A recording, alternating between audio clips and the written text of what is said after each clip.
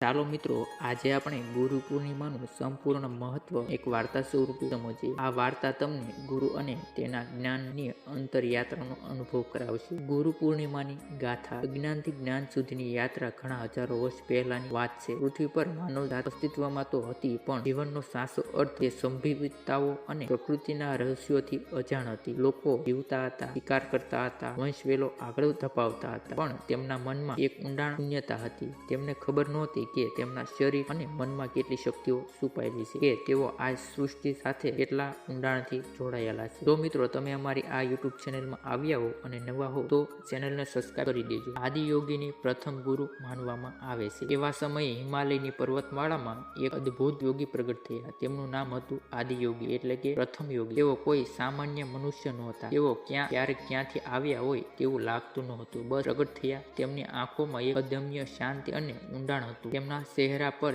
એક અદ્ભુત તેજ હતું. તેઓ કશું બોલતા નહોતા, બસ બેસી રહેતા. લોકો તેમને જોવા આવતા, કેટલાક કુતૂહલથી, કેટલાક ભયથી, પણ કોઈને સમજાતું ન હતું કે આ કોણ છે અને શા માટે અહીં બેઠા છે. ધીમે ધીમે લોકો આવતા અને જતા રહ્યા, પણ 7 જિજ્ઞાસુ આત્માઓ, તેઓ પાછળથી સપ્તર્ષિ તરીકે ઓળખાયા. તેઓ આદિયોગી પાસેથી જ્ઞાન મેળવવા માટે ત્યાં જ રોકાઈ ગયા. તેઓ ઘણા દિવસો સુધી રાહ જોતા રહ્યા. આદિયોગીએ એક ઝલક મેળવવા એક શબ્દ સંભળાવ્યો. આદિયોગીએ તેમની તીવ્ર ઈચ્છા અને સમર્પણ જોયું. અષાઢ મહિનાની પૂર્ણિમાનો દિવસ હતો. દક્ષિણયાનનો પ્રારંભ થવાનો હતો. તે દિવસે આદિયોગીએ પોતાની આંખો ખોલી અને સપ્તર્ષિ યોગીઓનું વિજ્ઞાનનું ગહન જ્ઞાન આપવાનું શરૂ કર્યું. આ દિવસ પ્રથમ ગુરુ પૂર્ણિમા બન્યો, કારણ કે આ દિવસે આદિયોગી પ્રથમ ગુરુ બન્યા અને માનવ જાતને અજ્ઞાનના અંધકારમાંથી બહાર કાઢવાનો માર્ગ મળ્યો. તેમણે શીખ્યું કે મનુષ્ય તેની મર્યાદાઓથી પણ જઈને અનંતની અનુભૂતિ કરી શકે છે. વેદવ્યાસ, જ્ઞાનના મહાસાગર. આદિયોગી પછી ઘણા યુગો વીતી ગયા. જ્ઞાનની પરંપરા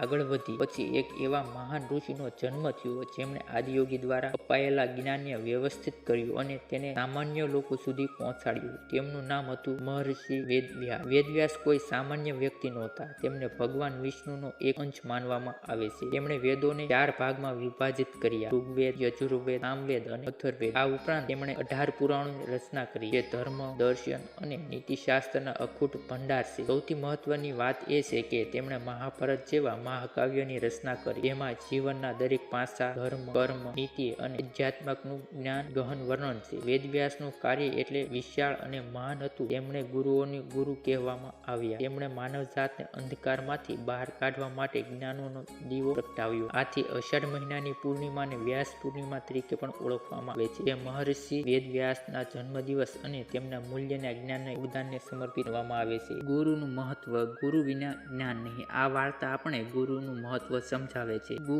એટલે અંધકાર અને રુ એટલે પ્રકાશ. ગુરુ તે જે આપણને અજ્ઞાનની રૂપી અંધકારમાંથી જ્ઞાન રૂપી પ્રકાશ તરફ દોરી જાય છે. ગુરુ ફક્ત શિક્ષક નથી, પણ તે એક માર્ગદર્શક છે, એક મિત્ર છે અને એક એવો દીવો છે જે આપણને સાચો રસ્તો બતાવે. આદિયોગી અને વેદવ્યાસ, આ બંને મહાન ગુરુઓએ આપણને શીખવ્યું કે જીવનમાં આગળ વધવા માટે, આધ્યાત્મિક અને ભૌતિક બંને રીતે પ્રગતિ કરવા માટે ગુરુનું માર્ગદર્શન અનિવાર્ય છે. ગુરુ વિના આપણે ભટકી શકીએ છીએ, સાચા માર્ગથી વિમુખ થઈ શકીએ છીએ. વર્તમાનમાં ગુરુ પૂર્ણિમા. આજે પણ ગુરુ પૂર્ણિમાનો દિવસ આપણે આપણા ગુરુને પ્રત્યે કૃતજ્ઞતા વ્યક્ત કરવા માટે ઉજવીએ છીએ. તે માત્ર આધ્યાત્મિક ગુરુઓ માટે જ નહીં, પરંતુ આપણા માતા પિતા, શિક્ષકો, વડીલો કે જે કોઈએ આપણને જીવનમાં કંઈ શીખવ્યું હોય તેમના માટે પણ. આ દિવસે આપણે ગુરુના આશીર્વાદ લઈએ છીએ, તેમનો આદર કરીએ છીએ અને તેમના જ્ઞાનને આપણા જીવનમાં ઉતારવાનો સંકલ્પ લઈએ છીએ. તે માત્ર એક પરંપરા નથી, પણ એક યાદ અપાવનાર છે કે જ્ઞાનની યાત્રા ક્યારે